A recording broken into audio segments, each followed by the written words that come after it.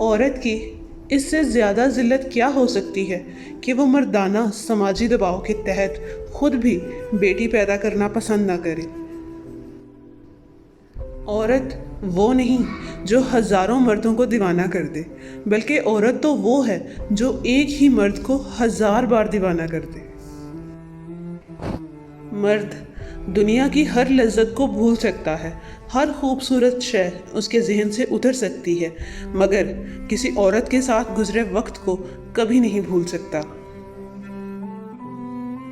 کسی مصور نے کہا تھا کہ کسی اداس عورت کو لال لپسٹک لگا دو تو وہ مزید خوبصورت اور خوش دکھائی دیتی ہے۔ یونانی کہاوت ہے کہ ایک حسین عورت آدمی کو جہاں چاہے جیسے چاہے مار سکتی ہے۔ ایک لڑکی کا کردار اتنا مضبوط ہونا چاہیے کہ مرد کو اس تک پہنچنے کے لیے اللہ سے رابطہ کرنا پڑے۔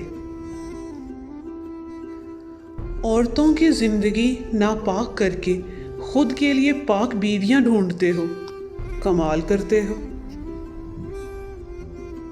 من پسند شخص انسان کی بربادی کا سب سے بڑا ذریعہ ہوتا ہے۔ چلتی عورت پر نظر ڈالنا شاید ہماری قوم نماز سے بھی بڑا فریضہ سمجھتے ہیں، اس لیے اس فریضے کو بڑے اہتمام اور پابندی سے ادا کرتے ہیں۔